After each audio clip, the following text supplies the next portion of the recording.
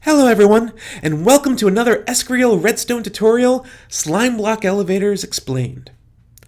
In this video, I'm going to be walking you through not just an example of a slime block elevator that you can build, but I'm going to walk through all of the mechanics as to why it works and how it works so that you can take the methods behind the elevator and build your own version of a slime block elevator that suits your needs, your world, and your base, or whatever you are trying to achieve. So let's get started. In case you are new to using slime blocks, we're going to get started by talking about what they are, how you craft them, and how they function in the Minecraft world. To get started, you take 9 slime balls that you get from killing slime, you fill up your crafting table, and you get a slime block. Slime blocks themselves have some really interesting properties. For instance, when you jump on them, you bounce, and when you put them on top of a piston, they launch.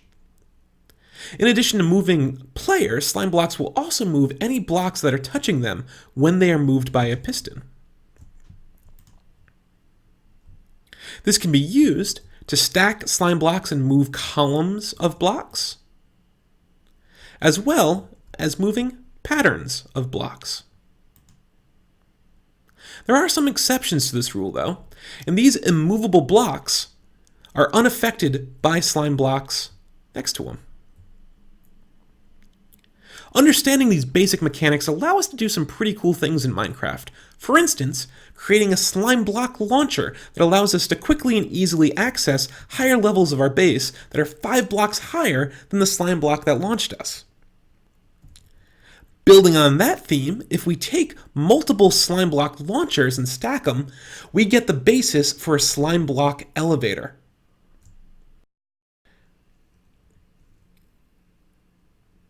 Now that we have the basis for a slime block elevator, let's take a look at how it actually works. To begin with, we have a slime block launcher on the ground floor that, when fires, will launch us directly upwards, at which point we'll be picked up by another slime block launcher so we can continue our ascent. However, if that slime block launcher was already directly above us, we wouldn't go anywhere, we'd just whack our heads. So there has to be some degree of a timing circuit that says after we've passed a certain point, extend a slime block launcher underneath us so we can continue onto the next tier. Luckily, the timing circuit is super simple and is in fact made up already almost entirely of the slime block launcher. All it is a sticky piston that pushes a slime block that, when it's extended, will drag along anything it's touching, including another sticky piston, which is the base for our new slime block launcher. The whole effect will look like this. Our piston is extended and our slime block launcher is fired. Then it's retracted and ready for the elevator to be used another time. The challenge, though, is that we need to make sure that we are firing these 2 pistons at 2 separate times and in 2 different orders, depending on whether we are extending it or retracting it. And this is where the timing circuit comes into play. This redstone follows directly from the redstone that launched our initial slime block launcher. And if we can say that when this is fired, this is an active count of 0, meaning that there is no delay. Anything that's touching this redstone at this point is fired. We can trace this redstone line up to show that when it gets out to this point, we are still at a timer count of 0, meaning when that piston is fired, anything that would be touching this is instantaneously activated. Likewise, as soon as that is turned off, it is turned off up here. And so, we can say that this point is at timer count 0 as well. However, we need the piston that moves the slime block launcher to actually be set up on a bit of a delay. And so we would say that this piston, because it has a repeater set to 4 ticks, would be at a time count of 4. So when that's activated, we have a delay of 4 before this is fired. The effect is, if you watch the redstone line, that it's activated and then it's fired. And if we turn it off, the redstone goes off and then the repeater goes off and the piston's retracted. This timing is incredibly important that first, before this is extended, this piston gets launched. And before this piston is retracted, this piston is retracted. If we reduce the delay for the extending piston to, say, 1 tick, what ends up happening is that the whole thing is extended correctly, but now when we go to retract it, we end up leaving behind the slime block launcher because what we are trying to retract at that point is actually still just an extended piston, which isn't retractable. So, we need to make sure that we have at least a 2-tick delay between when we retract the piston that extends the slime block launcher and when we retract the slime block launcher. And this is where we start to get the basis for the math of how the slime block elevator works. This is actually the most core basic concept, that we need to have at least a 2-tick delay for extending and retracting. Now there's one other point of calculation that's really critical for us to be able to successfully make a slime block elevator. You might recall that we originally had this on 4 ticks. To get a feel for how important these delays are, let's take a look at what happens if we have, for instance, 1 tick delay on our second slime block launcher. We're fired and we go nowhere because the slime block launcher is directly above us. Now we know that there needs to be at least a 2-tick delay so it can be successfully retracted. So what happens there? Now, instead of hitting our heads, we're being pushed to the side by the sticky piston at the base of the slime block launcher. Alright, well what about if we have it at 3 ticks? How much further upwards will we get this time? Well, now we get launched away because we're at the perfect height for the sticky piston that's being extended to push us sideways, much like the sticky piston below us pushes us upward. Which means that in order for us to have enough time to travel vertically past the base of the slime block launcher and the slime block itself, we need to have 4 ticks total. And when that happens, we get a slime block elevator. Now there's another way that we can look at this, or an alternate series of timings for how we can work with this. With this design, we still instantly fire our slime block launcher on the 0 count, but we are now immediately feeding this into a repeater on a 2-tick delay, which means the rest of the redstone wiring will all have a 2-tick delay. How this affects us is that now we only need to have 2 ticks of a delay on our extender in order for us to hit that important count of 4, which gives us time to pass the slime block launcher, have it extended, and launch us further to our next platform. We still need to have the 2 ticks between the extension and the launching, but we only need to have 2 ticks. The important takeaway between these 2 different designs is whether it's the original with the 0-tick delay on activating the slime block launcher, or the alternative version, which has a 2-tick delay for activating the slime block launcher, is that while we do have some room for customization and variety, ultimately there are certain rules that we have to abide by in order to make this a functioning slime block elevator. The first of which is that we need to allow a 4-tick delay to allow us to pass the slime block launcher before it's extended, and we need to make sure we have at least a 2-tick delay between the extension of our slime block launcher and the activation, so that way we can not only extend it, but retract it when we are done. As long as we follow those 2 basic principles, we can pretty much do whatever we want and extend this slime block elevator as high as we want. Let's see that in action.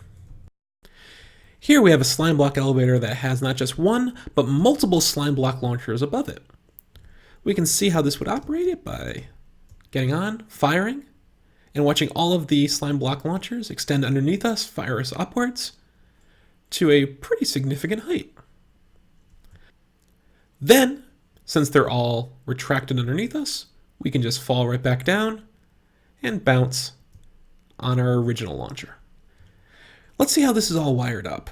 We begin with the design we saw previously, which has our repeater on a 2-tick delay immediately flowing out of our initial launcher. We follow our redstone line up, and we see our 2-tick delay for activating our launcher, 4-tick delay for extending the launcher. But now we have our redstone line continuing up to another level. We'd start this off with a repeater on a 4-tick delay, which extends this whole line by another 4, which, if we do our math, shows that we are now at a 6-tick delay total in activating the slime block launcher, and with an additional 4 ticks on this repeater, 10 ticks delay for extending this launcher. We then continue the circuit again, going up another path. This line, you'll recall, is at a 6-tick delay. So we are now adding another 4 and another 2-tick delay to this line, pushing us up to 12. 4 more on this one, which gives it 16. Follow the path again. This time we're adding 4 and 4 to our 12, so we have a 20-tick delay. And this time we actually only need a 2-tick delay for this launcher, so we're at 22. And that actually gets us all the way up to the top. One thing to remember when working with multiple additional launchers is that you need to maintain an ever-increasing delay before firing the next extender on each tier. One way of doing that, as seen in this circuit, is just by adding ever-increasing amounts of repeaters to the start of the redstone going up to the next tier in the next timing circuit. However, there's another way that we can approach this problem.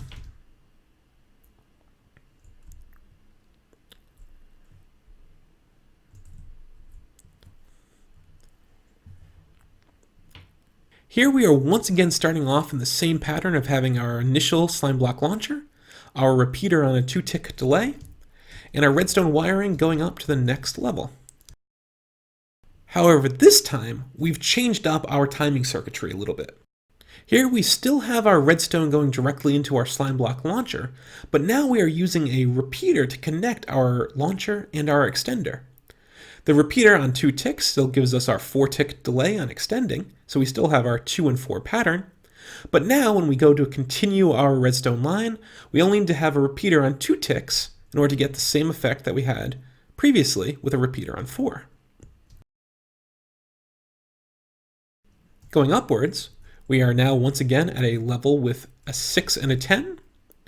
If we go back and look before, 6 and a 10, but our circuitry design is still a lot simpler because we have our repeater and a repeater.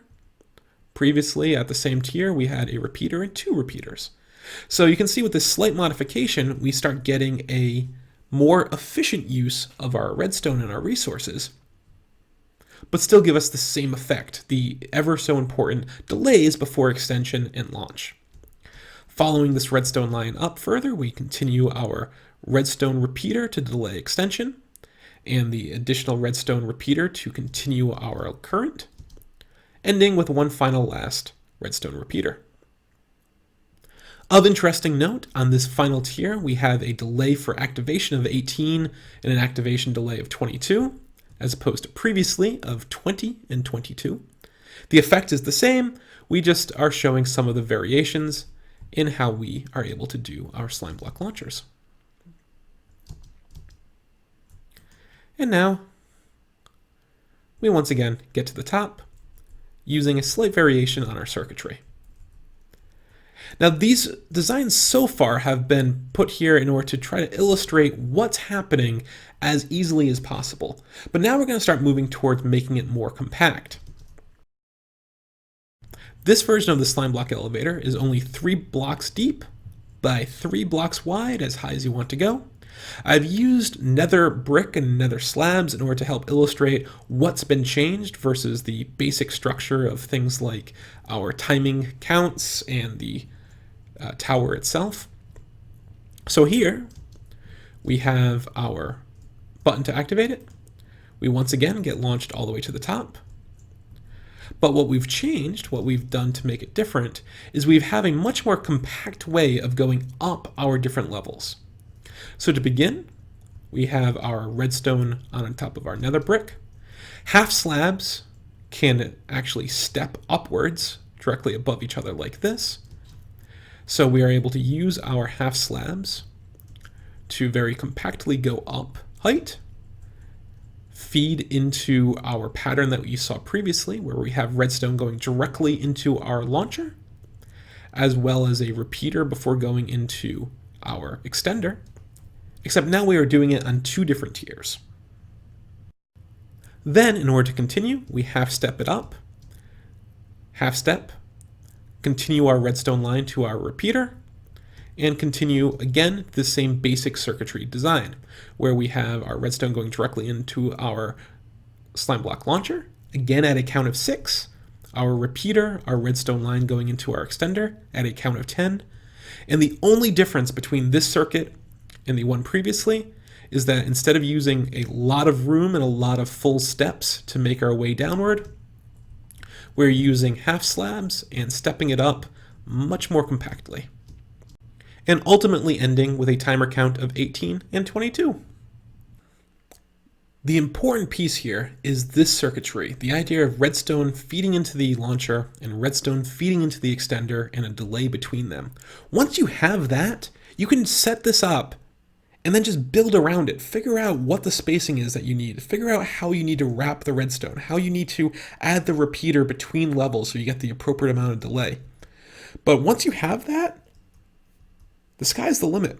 Sort of pun intended, because there is technically a limit to how high you can go in Minecraft. But seriously, we are dealing with something that's pretty simple and doesn't have a lot of complexity. We just simply need to maintain the rules that there is a 2-tick delay between extension and activation, and that there is a delay between being launched upwards and when you can extend. As long as you keep that concept in mind, the rest can get pretty creative. Once you understand all of these mechanics and the basic timings that you need to have in order for a slime block elevator to work, you can start figuring out what type of slime block elevator you want to have in your base, in your world. For instance, if you want to wrap it with a facade, make everything all hidden, or at least as much as possible, and now when we go up our slime block elevator and get to the top, it's a lot less exposed redstone. Going back down, has a much more polished, finished feel. However, the redstone functions effectively the same. We once again have our redstone stepping up our slabs, and we have a repeater going into our extender.